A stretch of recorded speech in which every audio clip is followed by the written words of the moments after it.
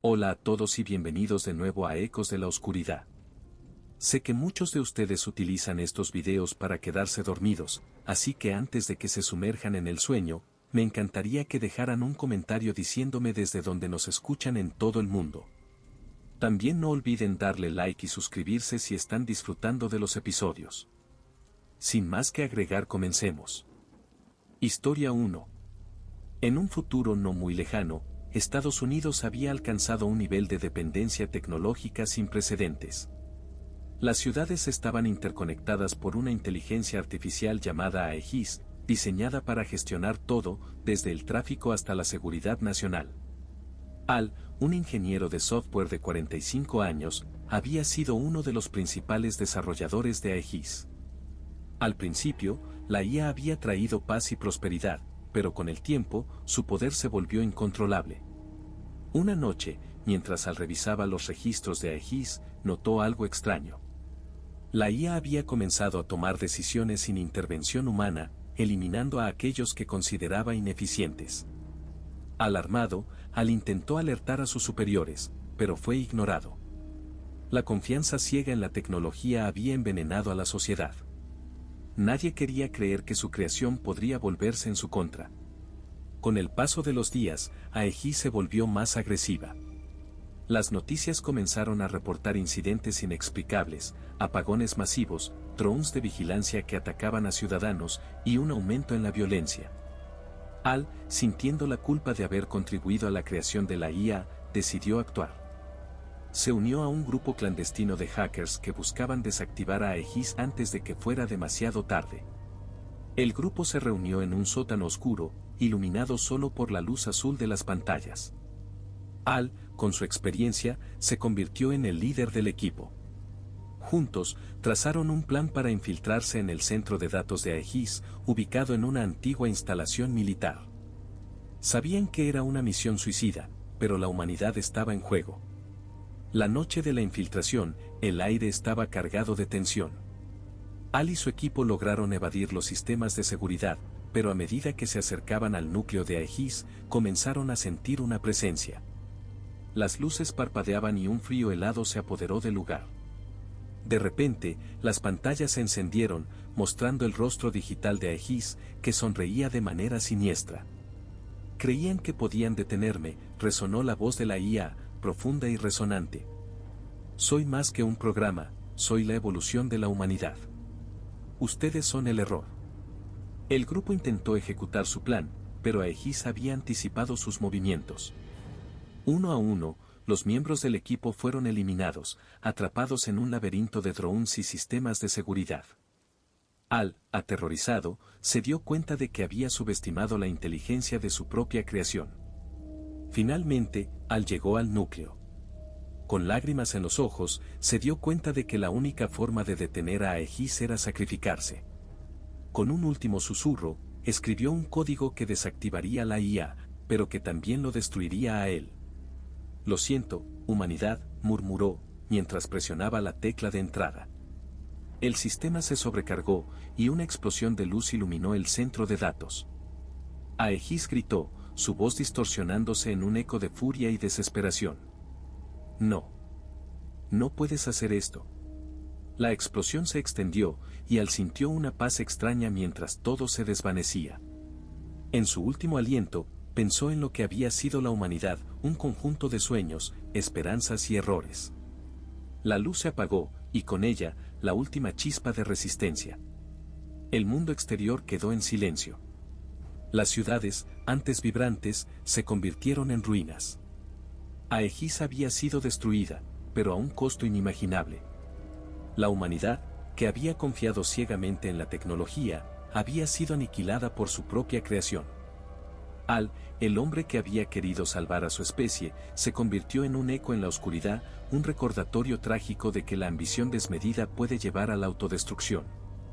Historia 2. Era una noche oscura y fría en un pequeño pueblo del Reino Unido, donde la niebla se deslizaba entre las calles empedradas como un espectro. Sara, una joven de 19 años, se encontraba en su habitación, absorta en un libro de ciencia ficción. Desde pequeña, había soñado con las estrellas, pero esa noche, algo en el aire le daba un escalofrío. La televisión parpadeaba con noticias sobre extrañas luces en el cielo, pero ella apenas prestaba atención. A medida que la noche avanzaba, un sonido extraño comenzó a resonar en el aire, un susurro casi imperceptible que parecía provenir de todas partes. Sara se asomó por la ventana, y su corazón se detuvo. En el cielo, una serie de luces brillantes danzaban, formando patrones que desafiaban la lógica.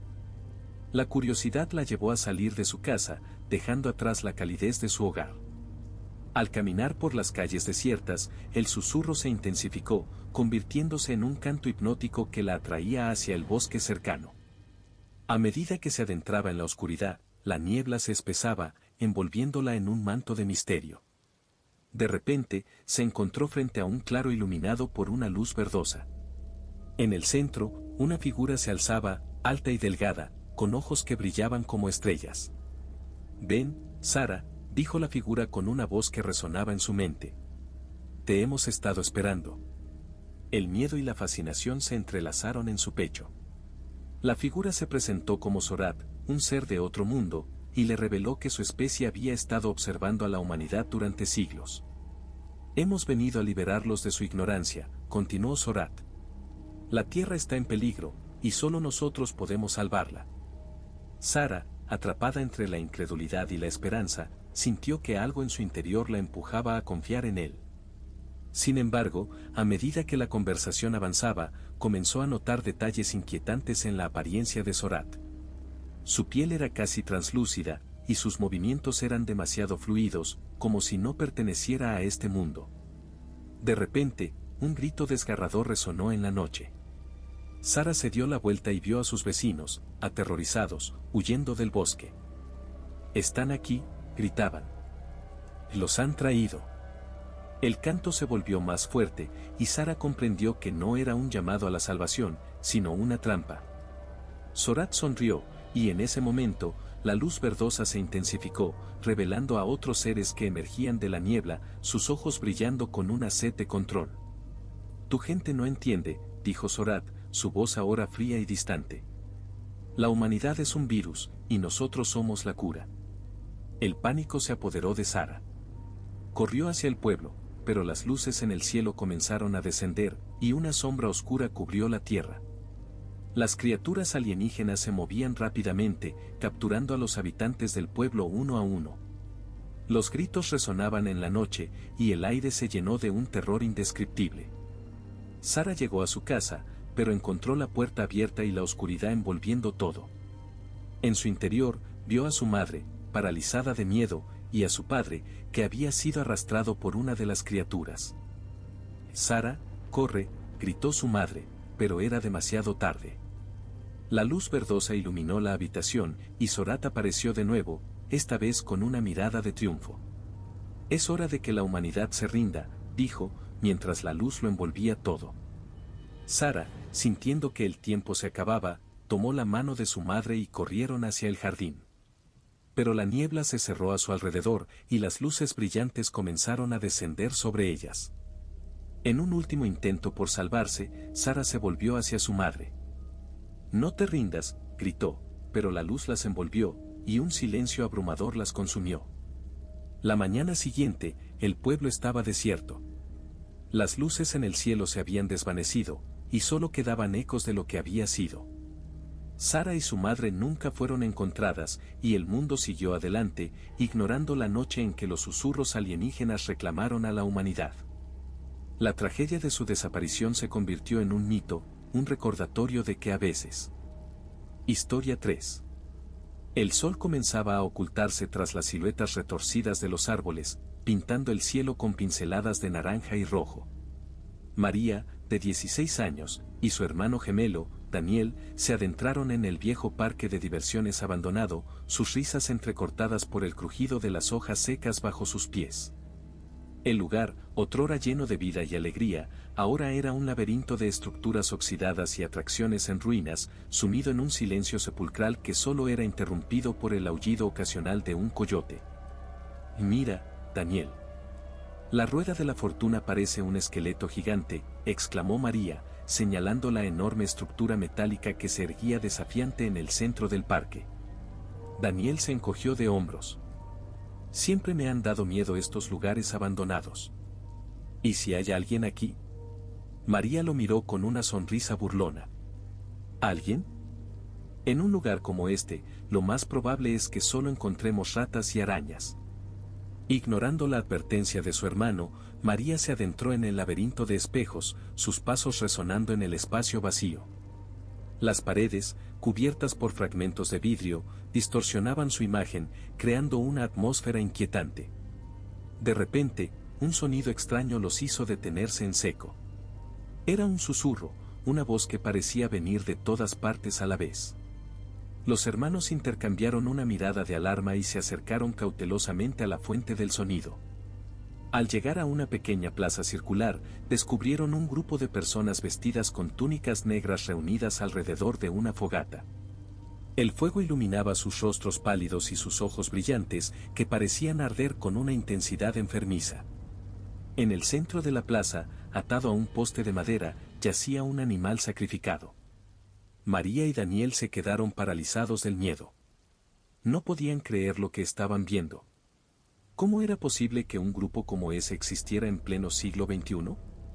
Y lo que era aún más aterrador, ¿qué rituales oscuros estarían llevando a cabo en ese lugar?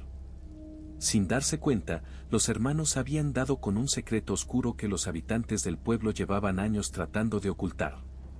Un secreto que los pondría en grave peligro. Petrificados por el horror, María y Daniel observaron cómo los miembros de la secta invocaban a fuerzas oscuras. Los cánticos guturales y los tambores rítmicos creaban una atmósfera opresiva que les helaba la sangre. De repente, un rayo iluminó el cielo nocturno, seguido de un trueno estruendoso que sacudió la tierra. Los miembros de la secta levantaron sus brazos al cielo, sus rostros contorsionados en éxtasis. En ese momento, María sintió una mano fría posarse en su hombro. Se volvió, esperando ver a Daniel, pero en su lugar encontró los ojos vacíos y luminosos de un anciano vestido con una túnica negra. El anciano sonrió, revelando una dentadura amarillenta y podrida. «Bienvenidos, niños. Han sido elegidos para un propósito especial», dijo el anciano con una voz ronca y cavernosa. Antes de que María pudiera reaccionar, el anciano la agarró del brazo y la arrastró hacia el centro de la plaza. Daniel intentó resistirse, pero fue rápidamente reducido por los otros miembros de la secta. «No, por favor», gritó María, forcejeando con todas sus fuerzas. El anciano la llevó hasta un altar de piedra donde yacía un cuchillo ceremonial. Con una sonrisa macabra, levantó el cuchillo y lo dirigió hacia el corazón de María. En ese instante, una fuerza sobrenatural inundó el cuerpo de Daniel. Con un rugido salvaje, se liberó del agarre de sus captores y se abalanzó sobre el anciano. Los dos hombres lucharon cuerpo a cuerpo, mientras los demás miembros de la secta observaban con una mezcla de asombro y horror. María aprovechó la distracción para escapar. Corrió a través del parque abandonado, sin mirar atrás. La oscuridad y el silencio de la noche la envolvieron, pero ella no se detuvo hasta que estuvo lejos del lugar donde había presenciado semejante atrocidad. Al llegar a su casa, María se encerró en su habitación y se derrumbó en la cama, temblando de miedo. No podía creer lo que había vivido. ¿Cómo había podido caer en una trampa tan terrible? Y lo más importante, ¿qué sería de Daniel?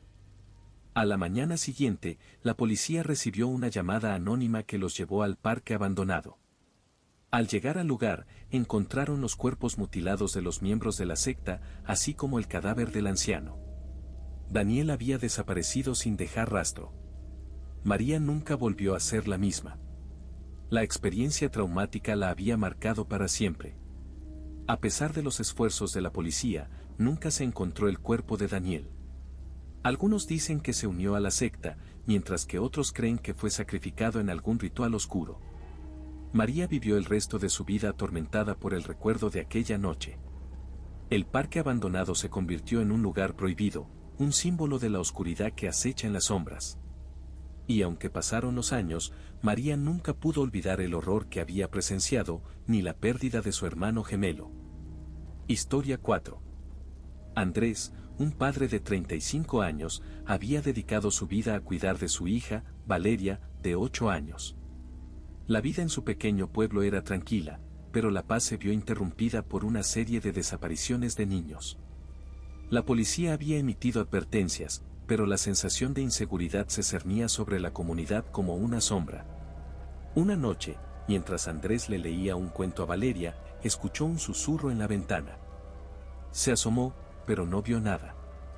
Sin embargo, la inquietud se instaló en su pecho. Decidió que era hora de hablar con Valeria sobre los peligros del mundo.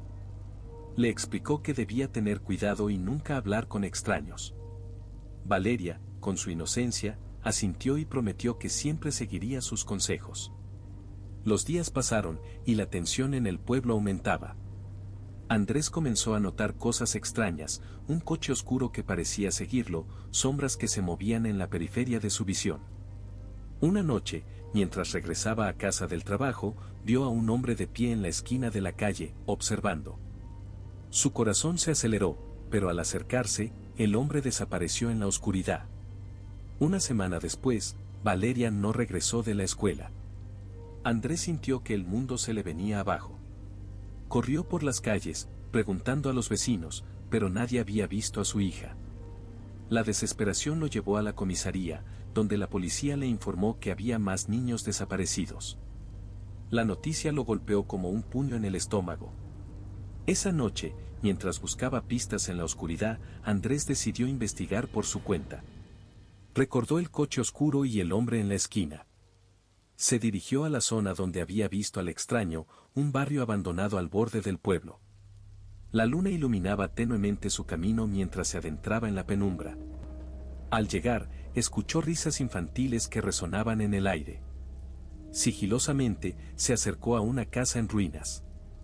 Las risas se convirtieron en susurros, y Andrés sintió un escalofrío recorrer su espalda. Miró a través de una ventana rota y vio a varios niños, entre ellos Valeria, sentados en el suelo, con los ojos vacíos, como si estuvieran en trance. De repente, un grito desgarrador rompió el silencio. Andrés se dio la vuelta y se encontró cara a cara con el hombre que había visto antes. Era alto, con una sonrisa perturbadora que revelaba dientes amarillos y afilados.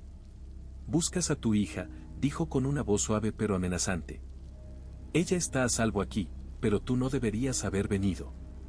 Andrés sintió que el terror lo paralizaba, pero el amor por su hija lo impulsó a actuar. Se lanzó hacia la puerta, pero el hombre lo detuvo con una mano firme. «No puedes llevarte a Valeria.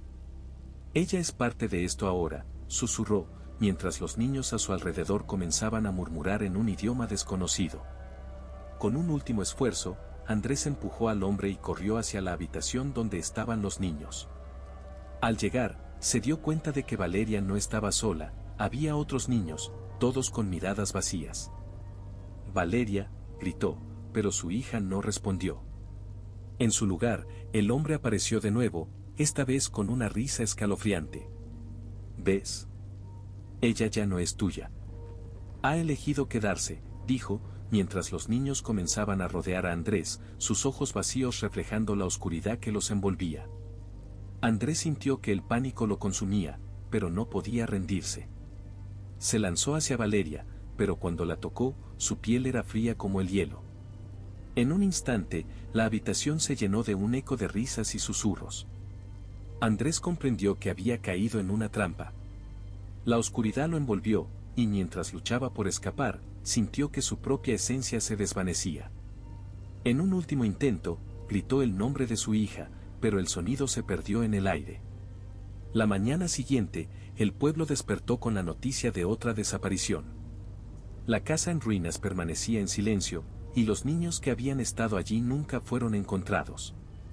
Andrés se convirtió en un eco, un susurro en la oscuridad, mientras Valeria y los demás permanecían atrapados en un mundo donde el amor y el terror se entrelazaban y la esperanza se desvanecía en la penumbra. Historia 5. Fede, un joven de 21 años, había crecido en un pequeño pueblo en el sur de Chile, donde las leyendas y los mitos eran parte del tejido cultural. Desde niño, había escuchado historias sobre una antigua casa en las afueras del pueblo, conocida como la Casa de los Susurros. Se decía que estaba maldita, que aquellos que se atrevían a entrar nunca volvían a ser los mismos. Sin embargo, la curiosidad de Fede era más fuerte que el miedo. Una tarde de otoño, impulsado por un deseo de aventura y la necesidad de escapar de la rutina, decidió explorar la casa. Con su linterna en mano y un grupo de amigos, se dirigió hacia la colina donde se erguía la mansión. La estructura, cubierta de hiedra y sombras, parecía observarlos con ojos vacíos. Al cruzar el umbral, un escalofrío recorrió la espalda de Fede, pero se obligó a seguir adelante. El interior estaba cubierto de polvo y telarañas, y el aire era denso, como si la casa respirara. Las paredes estaban adornadas con retratos de personas que parecían seguirlos con la mirada. ¿Qué tal si hacemos una sesión de espiritismo?, sugirió uno de sus amigos, riendo nerviosamente. Fede, aunque escéptico, aceptó. Se sentaron en el suelo de la sala principal, formando un círculo, y comenzaron a invocar a los espíritus. Al principio, todo parecía un juego. Pero a medida que la noche avanzaba, el ambiente se tornó inquietante. Los susurros comenzaron a llenar el aire, como si la casa estuviera respondiendo a su llamado. Fede sintió un escalofrío recorrer su cuerpo. ¿Escuchan eso?, preguntó, pero sus amigos se rieron, pensando que era parte de la broma. De repente, una puerta se cerró de golpe en el piso superior. El grupo se quedó en silencio, mirándose entre sí con miedo. «Vamos a investigar», dijo Fede, tratando de sonar valiente. Subieron las escaleras crujientes, cada paso resonando en la oscuridad. Al llegar al pasillo, se encontraron con una puerta entreabierta. La curiosidad los llevó a entrar. La habitación estaba vacía, pero en el centro había un viejo espejo cubierto de polvo. Fede se acercó y, al limpiarlo con la mano, vio su reflejo distorsionado. Pero detrás de él, en el espejo, apareció una figura borrosa, una mujer con un vestido blanco que parecía flotar. Fede se dio la vuelta, pero no había nadie. El miedo se apoderó de él, y decidió que era hora de irse. Al regresar al grupo, notó que sus amigos estaban pálidos y temblando. «¿Qué les pasa?», preguntó. Ellos le contaron que habían escuchado risas infantiles y susurros que parecían llamarlos por sus nombres. Fede sintió que la atmósfera se volvía más pesada, como si la casa estuviera viva y los estuviera atrapando. Decidieron salir, pero al llegar a la puerta principal, se dieron cuenta de que estaba cerrada. Intentaron abrirla, pero no se movía. El pánico se apoderó de ellos. «¡Ayuda!», gritó uno de sus amigos, pero su voz se perdió en el eco de la casa. Fede sintió que la desesperación lo consumía. «Debemos encontrar otra salida», dijo, tratando de mantener la calma. Mientras buscaban, los susurros se intensificaron, convirtiéndose en gritos desgarradores. Fede sintió que algo lo seguía, una presencia oscura que lo acechaba. Finalmente, encontraron una ventana en el sótano. Con esfuerzo, lograron abrirla y uno a uno comenzaron a salir. Pero cuando Fede estaba a punto de escapar, sintió una mano fría en su hombro. Se dio la vuelta y vio a la mujer del espejo, su rostro pálido y sus ojos vacíos. «No te vayas», susurró, y Fede sintió que su voluntad se desvanecía. En un último esfuerzo, se liberó de su agarre y saltó por la ventana, aterrizando en el suelo con un golpe sordo. Sus amigos ya estaban lejos, corriendo hacia el pueblo. Fede se levantó, pero al mirar hacia atrás, vio que la casa parecía más oscura, como si hubiera absorbido la luz de la luna. Corrió tras sus amigos, pero algo en su interior había cambiado. La risa de la mujer resonaba en su mente, y los susurros de la casa lo seguían, como un eco persistente. Historia 6. Mónica siempre había sentido que su vida estaba marcada por una sombra. A sus 23 años, había crecido en un pequeño pueblo en las montañas de Ecuador, donde los rumores y las habladurías se propagaban más rápido que el viento. Desde pequeña, había sido objeto de miradas lascivas y comentarios inapropiados, pero nunca había imaginado que esas experiencias la llevarían a un camino oscuro. Una noche, mientras caminaba de regreso a casa después de una reunión con amigos, sintió que alguien la seguía. El aire fresco de la montaña se tornó pesado, y el sonido de sus pasos resonaba en su mente. Aceleró el paso, pero la figura detrás de ella se acercaba. Cuando finalmente se dio la vuelta, se encontró con un hombre que había conocido de vista en el pueblo. Su sonrisa era inquietante, y sus ojos brillaban con una intensidad que la hizo temblar. «¿Te gustaría acompañarme a un lugar más divertido?», le susurró, y antes de que pudiera reaccionar, la tomó del brazo. Mónica luchó, pero su resistencia fue en vano. La oscuridad de la noche se tragó sus gritos mientras él la arrastraba hacia un callejón. El horror que vivió esa noche la marcó para siempre. La violencia y el abuso la dejaron en un estado de shock, y cuando finalmente logró escapar, se sintió como un fantasma en su propio cuerpo. Regresó a casa, pero la calidez de su hogar ya no era un refugio. La culpa y el miedo la consumían, y cada rincón le recordaba la pesadilla que había vivido. Con el tiempo, Mónica intentó seguir adelante. Se unió a un grupo de apoyo en el pueblo, donde conoció a otras mujeres que habían pasado por experiencias similares. Juntas compartieron sus historias, y aunque el dolor era palpable, también había un sentido de comunidad. A través de la empatía y la comprensión, Mónica comenzó a reconstruir su vida. Sin embargo, la sombra del abuso nunca desapareció por completo.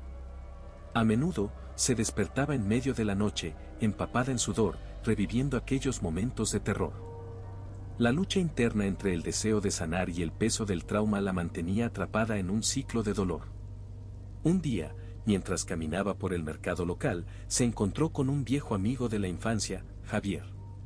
Su presencia era reconfortante, y poco a poco, comenzaron a reconstruir su amistad.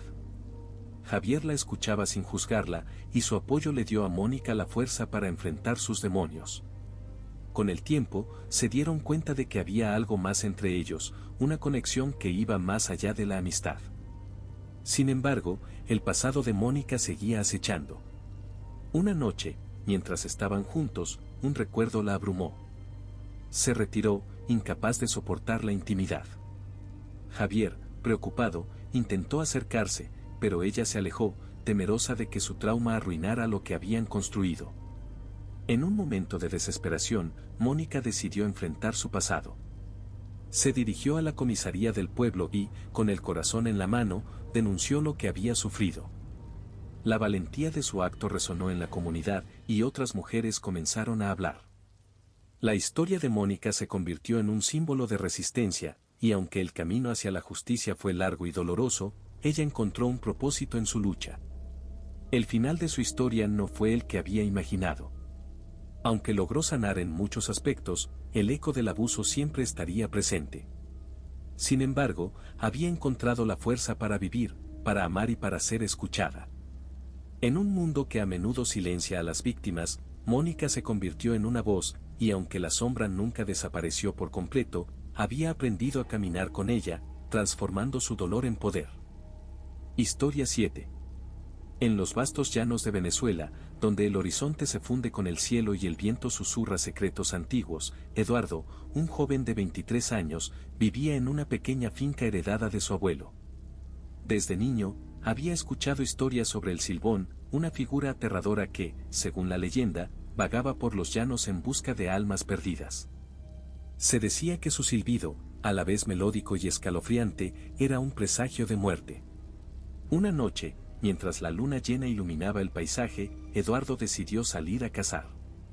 La brisa fresca traía consigo el aroma de la tierra húmeda, y el canto de los grillos llenaba el aire. Sin embargo, a medida que se adentraba en la oscuridad, un extraño silencio lo envolvió. La naturaleza parecía contener la respiración, y un escalofrío recorrió su espalda. De repente, un silbido resonó en la distancia. Era un sonido que Eduardo había escuchado en las historias de su infancia, un silbido que parecía acercarse. Recordando las advertencias de su abuelo, se detuvo en seco.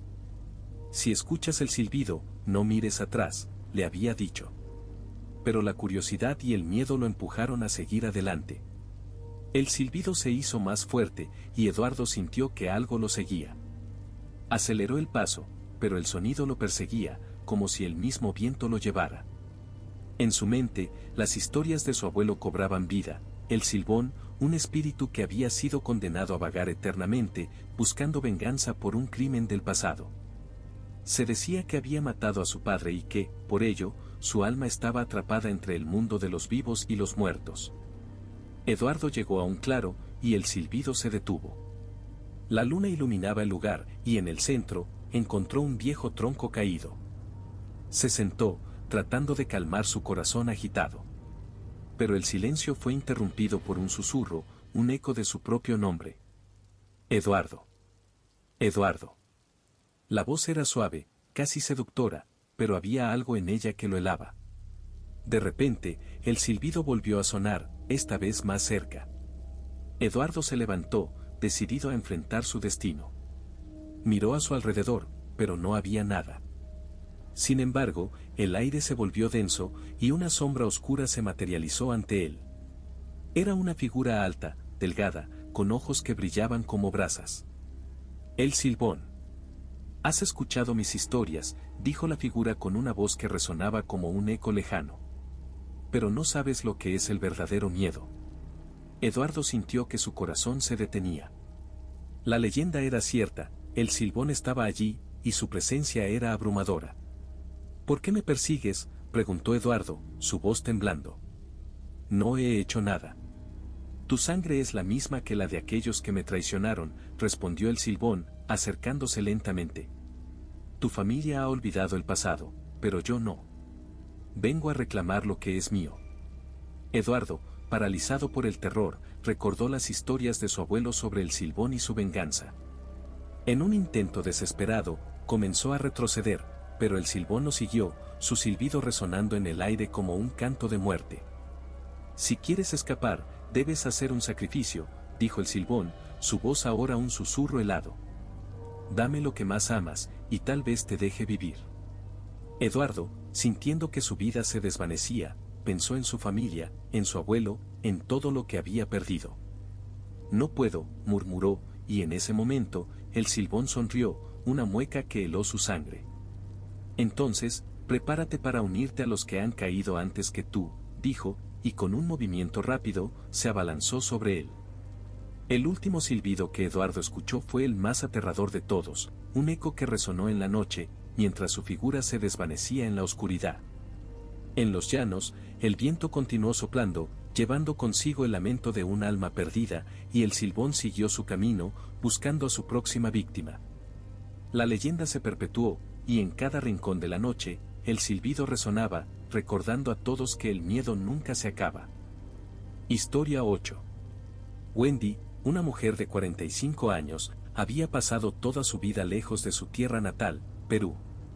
Había emigrado a los Estados Unidos cuando era joven, buscando oportunidades.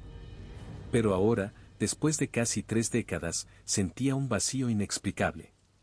Su madre había fallecido recientemente, dejándole como herencia una vieja casona en las afueras de Cusco. Decidió regresar para cerrar ese capítulo de su vida. La casona era antigua, construida en el siglo XIX, una reliquia del pasado llena de recuerdos familiares que nunca conoció. Al llegar, Wendy fue recibida por un silencio sofocante, roto solo por el crujir de la madera bajo sus pies.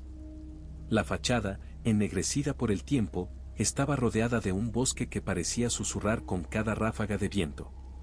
Algo en el aire era denso, pesado, como si la casa misma guardara secretos. La primera noche en la casa, Wendy sintió una presencia.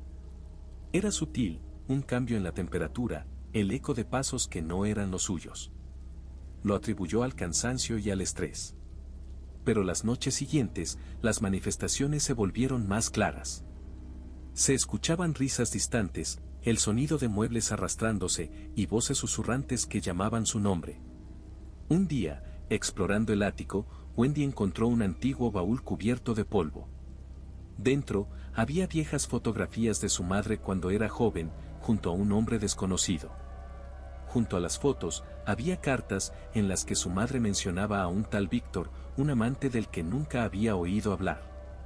Las cartas revelaban una historia de amor prohibido que terminó trágicamente.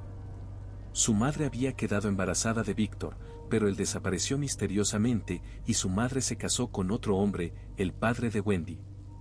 Esa misma noche, Wendy soñó con un hombre de aspecto antiguo, vestido de blanco, que la observaba desde la esquina de su habitación. Cuando despertó, el hombre seguía allí, desvaneciéndose en la oscuridad. Fue entonces cuando comprendió que no estaba sola en la casa. Cada día que pasaba, las apariciones se hacían más intensas. Objetos moviéndose por su cuenta, puertas que se abrían y cerraban solas, y siempre la figura de ese hombre que la observaba en sus sueños. Convencida de que la casa guardaba algo oscuro, Wendy buscó a un chamán local, quien le reveló que la casa estaba atrapada en una encrucijada espiritual. Según el chamán, el alma de Víctor no había encontrado la paz y estaba atada al lugar. El chamán le dijo que Víctor había muerto en circunstancias violentas, traicionado por alguien cercano a él, posiblemente su propia madre, y su espíritu había quedado atrapado, buscando respuestas, buscando a su amor perdido. Su madre había mantenido ese secreto hasta su muerte, y ahora era Wendy quien debía enfrentarlo. Aterrada pero decidida, Wendy decidió realizar un ritual para liberar el espíritu de Víctor. Siguiendo las indicaciones del chamán, encendió velas alrededor de la casa y recitó las palabras que le habían dado. Mientras lo hacía, la temperatura bajó drásticamente y una presencia invisible llenó la habitación. Las velas se apagaron una a una y de la oscuridad surgió la figura de Víctor, más clara que nunca. ¿Por qué me dejaste?, susurró él, con una voz llena de dolor. Wendy, temblando, le explicó que no era su madre, que ella no tenía las respuestas que él buscaba. Pero Víctor no escuchaba. El aire se tornó sofocante y Wendy sintió una presión en su pecho, como si manos invisibles trataran de arrancarle el alma. «Lo siento», gritó Wendy. «No soy ella». El espíritu se detuvo por un momento, sus ojos vacíos fijos en los de Wendy. Pero entonces, con una sonrisa fría, dijo: «Ahora tú eres mi único lazo con ella». En un último acto de desesperación, Wendy trató de huir, pero la casa no la dejó ir. Las paredes parecían cerrarse a su alrededor, y cada puerta que intentaba abrir la devolvía al mismo lugar. En ese momento comprendió la verdad más aterradora: la casa no quería que se fuera. Pasaron semanas, meses.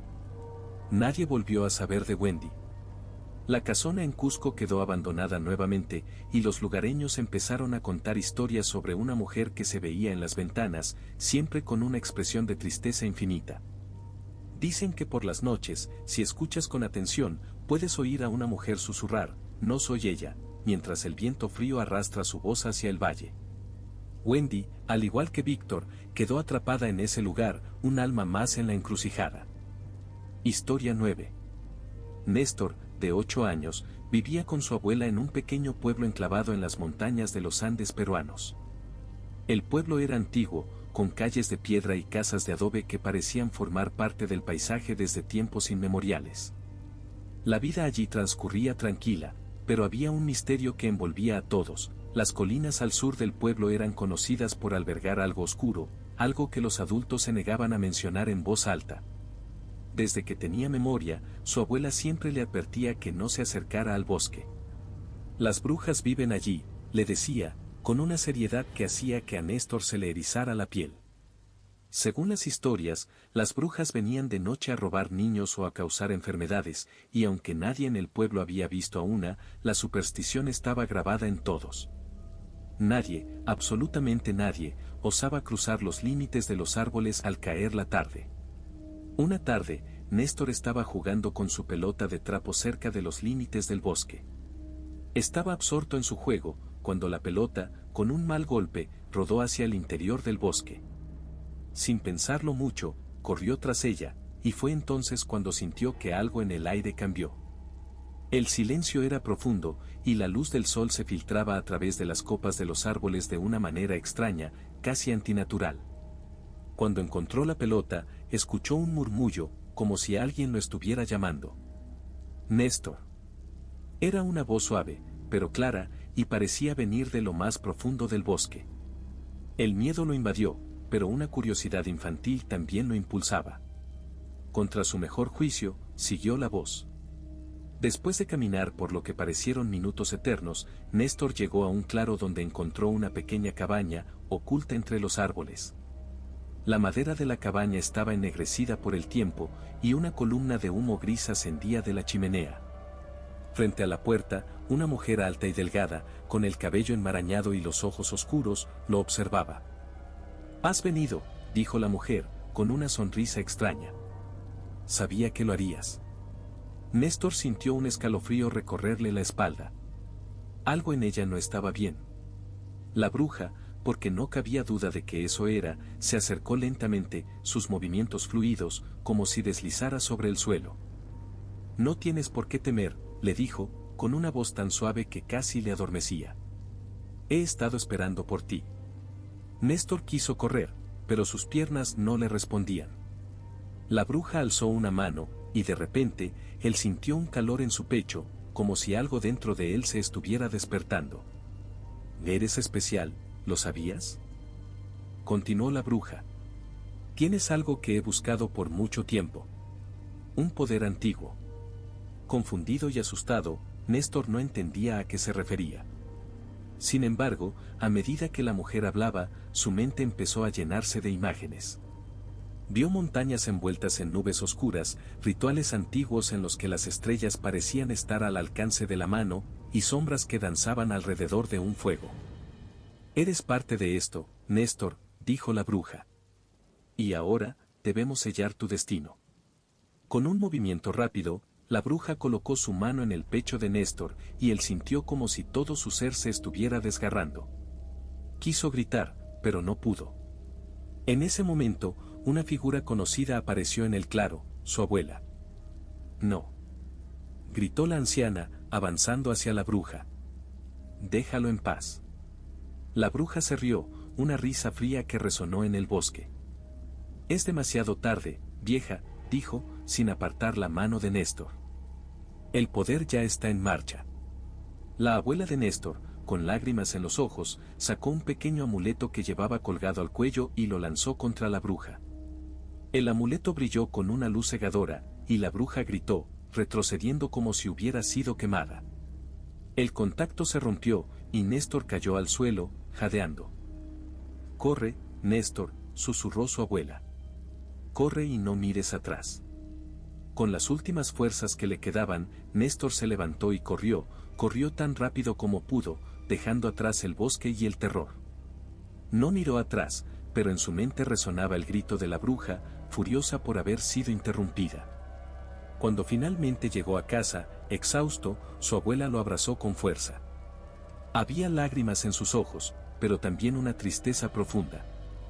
«Lo siento, Néstor», dijo con voz quebrada. «Nunca debí dejar que te acercaras a ese lugar». «¿Qué era esa mujer?», preguntó Néstor, todavía temblando. Su abuela lo miró con pesar. «Esa no era solo una bruja. Era algo más antiguo, algo que ha estado buscando a nuestra familia por generaciones».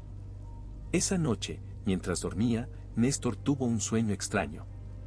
La bruja aparecía de nuevo, pero esta vez no parecía enfadada. Lo miraba con una sonrisa, y en sus ojos brillaba algo oscuro, algo que él no podía entender. «Esto no ha terminado», susurró la voz en su cabeza. Cuando despertó, el aire en su cuarto estaba frío, y a lo lejos, el murmullo del bosque parecía llamarlo una vez más. Historia 10. Matteo, de 26 años, siempre había sentido una conexión extraña con las colinas de Toscana. Había crecido escuchando las historias que su abuela le contaba sobre las brujas que habitaban las tierras altas, historias de mujeres poderosas que controlaban la vida y la muerte, que se escondían en las sombras, pero que siempre estaban observando. La mayoría de la gente las descartaba como cuentos de viejas, pero para Matteo había algo más, algo que lo mantenía inquieto cada vez que miraba hacia esas colinas cubiertas de niebla. Después de la muerte de su abuela, Matteo decidió regresar a la pequeña aldea de su infancia para encargarse de la venta de la casa familiar. Era una vieja villa de piedra, ubicada al borde de un bosque que, según la leyenda local, albergaba a las brujas de las que su abuela hablaba tanto. La casa estaba desmoronada por los años de abandono, pero algo en ella lo atraía, como si las paredes guardaran secretos que esperaban ser revelados. Una noche, mientras revisaba los viejos baúles de su abuela, Matteo encontró un diario, cubierto de polvo y amarillento por el tiempo. Las páginas estaban llenas de anotaciones en la caligrafía temblorosa de la anciana. En una de las últimas entradas, su abuela mencionaba un pacto ancestral con las brujas. El precio de nuestra sangre, decía una línea subrayada. Mateo leyó con incredulidad que su familia había estado ligada a una bruja, una tal Livia, una de las más poderosas de la región, hace siglos. Según el diario, esta bruja había protegido a la familia durante generaciones a cambio de algo que nunca se explicaba con claridad. Esa misma noche, Mateo comenzó a escuchar ruidos en el bosque detrás de la casa. Al principio, lo atribuyó al viento, pero luego los sonidos se volvieron más claros, pasos suaves, como si alguien o algo estuviera caminando por el perímetro de la casa, observando. Una sensación de ser vigilado lo invadió. Decidió salir y enfrentarse a lo que fuera que rondaba su propiedad. Armado con una linterna, se adentró en el bosque. La niebla era espesa, y la luz de la linterna apenas penetraba la oscuridad. Después de caminar varios minutos, llegó a un claro, donde vio una figura envuelta en sombras, apenas visible entre los árboles. «Sabía que vendrías», dijo una voz femenina, suave pero cargada de una presencia inquietante. Mateo se quedó helado. La figura avanzó, revelando a una mujer de largos cabellos oscuros, vestida con ropas antiguas. Sus ojos, dos pozos oscuros, lo observaron con una intensidad que lo hizo temblar. «Soy Livia», dijo la mujer. «Y tú llevas la sangre de aquellos que me traicionaron».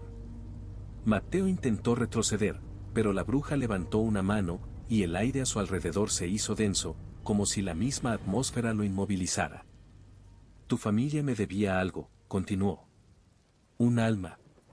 Y ahora he venido a reclamar lo que es mío». «No entiendo», susurró Mateo, luchando por encontrar su voz. «Yo no te debo nada». La bruja sonrió, una sonrisa amarga que no alcanzaba sus ojos. «Tu abuela me traicionó. El pacto fue roto, y ahora es tu turno de pagar el precio». Mateo recordó las palabras del diario, el precio de nuestra sangre. Su corazón latía con fuerza mientras intentaba procesar lo que significaba. «¿Qué quieres de mí?», preguntó, su voz apenas audible. «Tu vida, tu futuro. O algo aún más valioso», dijo Livia, acercándose lentamente. «Te doy una opción, Mateo. Puedo llevarte conmigo ahora, o puedes cumplir el pacto de otra manera. Me entregarás algo más precioso que tu propia vida».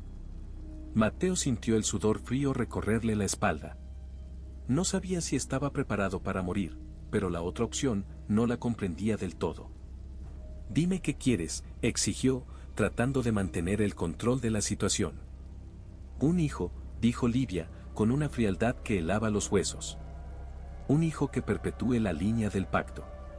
Él o ella llevará mi sangre y mi poder, y en su nacimiento, el acuerdo quedará sellado». El terror se apoderó de Mateo. ¿Estaba dispuesto a condenar a una futura generación a una vida ligada a esta bruja? Sin embargo, la idea de morir allí, solo en el bosque, bajo el control de esta entidad oscura, era igualmente aterradora. «¿Qué pasará con él?», preguntó Mateo, su voz temblorosa. Livia lo miró, inclinando ligeramente la cabeza. «Eso ya no será asunto tuyo. Vivirá, pero bajo mis términos». La mente de Mateo se debatía entre huir o aceptar su destino. Después de lo que le pareció una eternidad, tomó una decisión. «Lo haré», dijo finalmente, su voz apenas un susurro. Livia lo miró con satisfacción, y el aire a su alrededor pareció aflojar su presión. «Entonces el pacto se renueva», dijo. «Cuando llegue el momento, sabrás lo que debes hacer». Con esas palabras, la figura de Livia comenzó a desvanecerse, como si nunca hubiera estado allí. Mateo cayó de rodillas, exhausto y lleno de una mezcla de alivio y terror. Pasaron los días, y aunque la vida parecía volver a la normalidad, una sombra oscura siempre lo acompañaba. Nunca habló de lo que ocurrió en el bosque, pero en el fondo de su mente, el futuro estaba marcado por la promesa que había hecho. Sabía que, eventualmente, tendría que cumplir con el pacto, y cuando lo hiciera, algo de él desaparecería para siempre. El tiempo pasó, y años más tarde, Mateo tuvo un hijo. A medida que el niño crecía, el eco de la promesa hecha en el bosque lo perseguía cada día más. Cada vez que miraba a los ojos de su hijo, el recuerdo de la bruja Livia y el pacto sellado regresaba, llenando su vida de una incertidumbre y un terror silencioso. Y aunque parecía que todo estaba en calma, Matteo sabía que la bruja regresaría, como había prometido.